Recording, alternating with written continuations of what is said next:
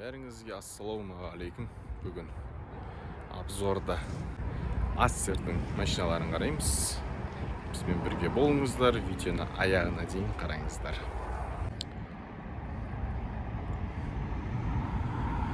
Toyota Land Cruiser 100 2007 жылы газ бензин дейді, 4.5 объем дейді. Бағасы 9 миллион 190 мың дейді. 2007 жылғы машинаға 9 миллион 190 мың деген қымбат негізі. Менің ойымша. Одан кейін Prado 120 тұр. 2007 жылғы 8 миллион 240 мың дейді. 2.7 273 мың пробег. Тек қана бензин екен. Нива тұр екен мұнда. Бамперлері шамалы цвет кеткен екен енді. Шөпкеде бірдемеде жүрген шығар. 2020 жылғы 1.7 65 мың пробег, 4 миллион 190 мың бағасы дейді. Нива 20 жылғы түсте әдемі екен.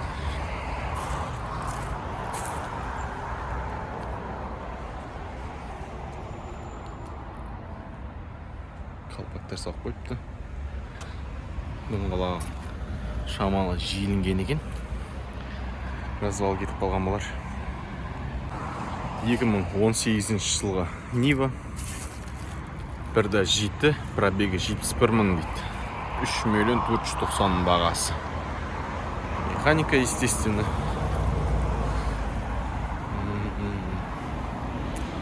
Зимний доңғалақпен тұр екен. В принципе, осы. Так, Дастер іздеп жатқан жандар үшін. Фары патет етіп кетіпті. Жерешот кішкене сломанный. 16 жылғы Рено. Механика 4 миллион 970 мың бағасы. 68 мың пробег, 1.6. Механика бұл бізде. Дастер іздеп жатқандар үшін. Одан кейінне тағы да Дастер тұр. Жазылмаған. Одан кейінне Хаки цвет. 2018 жылғы механика, объемы 2, пробегі 114 мың дейді, 6 миллион 640 мың бағасы. Одан кейін Nissan Qashqai 12 жылғы 5 миллион 740 мың. 2 объем 161 мың пробег. Mazda X5 2009 жылғы 2.2 объем дейді. Бағасы 5 миллион 560 мың теңге. Фара скотчпен мына жер тресін деген сынып қалған. Одан кейін Largus 2017 жылғы механика 201 мың пробег, 3 миллион 650 мың бағасы.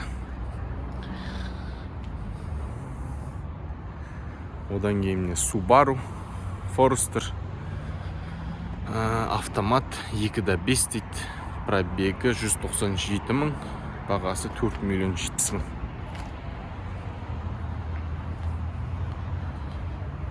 Осындай Forester. Так, бұл Subaru бізде неде болған еді? Осмотрда, менің инстаграмымда подборда болды. 2010 жылғы Subaru 2.5 183 мың пробег, 5 миллион 950 мың бағасы. Бұлай бұл Subaru'дың состояниесі жақсы болған еді. Астер авто қабылдақ болған ғой. Одан кейін 221 Мерс, бұл алдында да тұрды. Одан кейін BMW, бұл да алдында тұрды. Видеода болды бұл. Бүгін біз Астер автодамыз. Одан кейін Subaru Legacy 2010 жылғы пробегі 125 мың, бағасы 5 миллион 120 мың. Терезе іш жағына патент етіп тұр екен. Күректің пластмассы жоқ мына жерде. Целом осы. Одан кейін Hyundai Solaris 2015 жылғы 4 миллион 680 мың бағасы, 96 мың пробег, 1.5 механика. 1.5 деген 1.6 ғой. Так, одан кейін Niva 2018 жылғы 3 миллион 920 мың бағасы, 65 мың пробег, 1.7. Одан кейін Renault Captur 2016 жылғы 6 миллион 280 мың бағасы, механика, 58 мың пробег. Одан кейін Porsche Cayenne 2008 жылғы бағасы 5 миллион 450 мың, автомат, 120 мың пробег дейді. 120 мың пробег айта алмайым бұл жерде. 2008-ден бері. Одан кейін Toyota Land Cruiser FG. Объемы 430 мың пробег, бағасы почти 11 миллион. 2007 жылғы охотаға арналған екен енді. Так, одан кейін Тундра 2010 жылғы 12 миллион 850 мың бағасы, 307 объемы, газ, бензин, автомат, 183 мың пробег. Оңғалықтарынан темір бампер, лебедка, нағыз охотаға дайын деп осыны айтуға болады. Керемет. Prado 120 2006 жылғы бағасы 8 миллион 990 мың. 2006 жылғы газ, бензин, 2.7 300 мың пробег. 300 мың пробег дейді.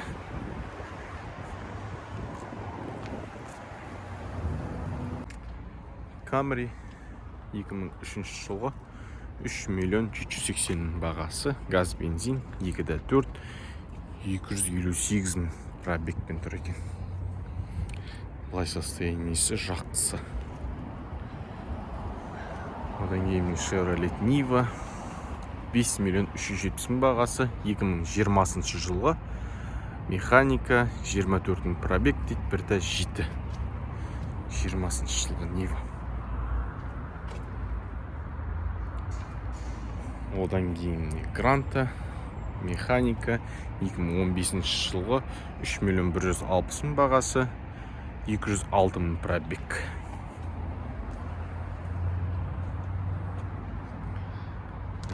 Одан кейін Renault Sandero 2014 жылғы 3 миллион 120 мың, 308 мың пробег, 1.6.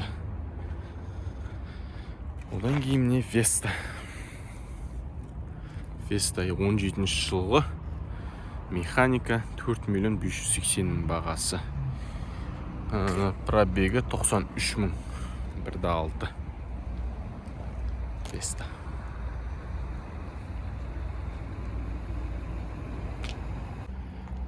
Sonata 2019 жылғы 10 миллион 790 мың бағасы, автомат, пробегі 66 мың дейді, 2 литр.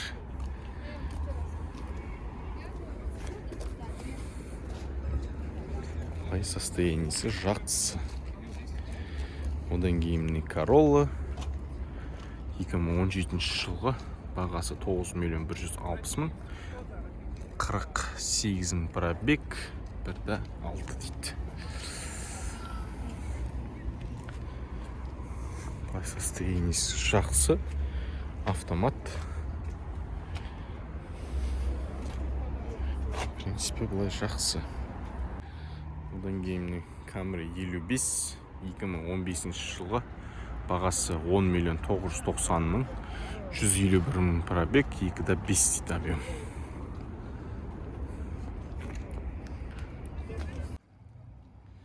Camry 55 2017 жылғы бағасы 11 миллион 790 мың, пробегі 139 мың, тек бензин 2.5 объем. Бағалар енді 11 миллион деген Camry 55-ке менімше қымбат сияқты.